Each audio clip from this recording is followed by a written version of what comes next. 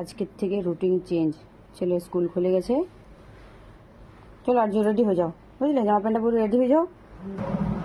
আর ছেলের জন্য সকালে বানালাম আলুর পরোটা হচ্ছে, আর এখানে হচ্ছে আলুর তরকারি, আর এদিকে ভাত ফুটছে। রেডি আর্য, টাটা।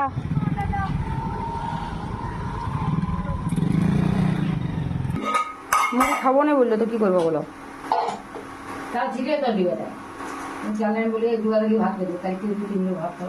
ভাত হয়ে গেল। সকাল থেকে বাড়ির লোকগুলো কত ব্যস্ত দেখাই। চলো, তোমাদের দাদা ভাই ঝাড়ু দেওয়ার হয়ে গেছে, আর এইখানটা ছোট দেওয়ার রং করলো সকালে। মাছে ধুচ্ছে বাসন, মাছ মশলা বাটবো বলে তেল নোড়া নামাই জল চাকা হয়ে গেলো, চলে গেলো বাজার। আর বাবার কাণ্ডটা দেখো, এক্সারসাইজ হচ্ছে সারাদিন। কাল্লা পাতা তুলে খাওয়া হবে, ব্রাশ করা হলে ওই কাল্লা পাতা বাজ নেই। আর মা গেছেন এখানে মশলা বাটতে, পোস্ত বাটাচ্ছে পোস্ত। আর আমি রান্না বসাই দিয়েছি। ছেলেকে টিফিন করে রেডি করে স্কুল পাঠাই দিলাম। আর দিকে হবে লাউয়ের তরকারি, এখানে হচ্ছে আলু পোস্ত, এখানে হচ্ছে করলা ভাজা, আর এখানে হচ্ছে মুড়ি খাওয়ার জন্য আলু সিদ্ধ।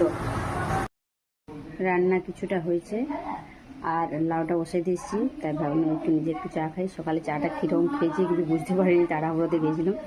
আর এখানে ছোটো দেওয়ার বাজার গেছিলো, তো বড় বড় ফজলি আম নিয়ে এসছে।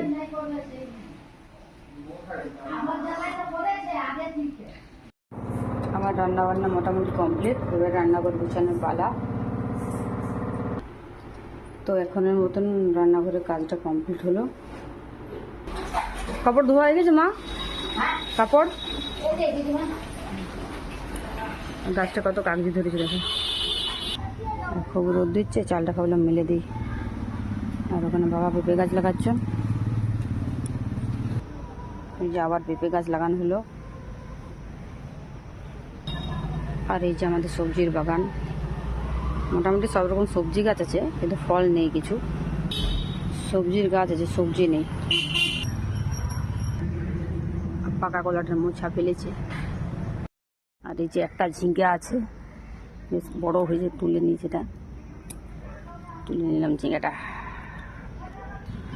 আর এখানে কয়েকটা বড় আলুর গাছও হয়েছে, যে একটা এখানে বড় হয়েছে, এখানে একটা আছে, এইখানে একটা আছে। এরকম সাইড দিয়ে লম্বা লম্বা অনেকগুলোই আছে গাছ। আর এই যে বরবটিগুলো ধরে আছে, ভালো তুলে নিই। কয়েকটা আছে, এই যে ছোটো ছোটো হয়েছে, অনেকগুলোই আছে। এখন ছোটো ছোটো কয়েকটা আছে। আর এইগুলো পেলাম। আর এই যে কচি কচি কুমড়া শাক আছে, এটা রবিবার দিন তুলবো।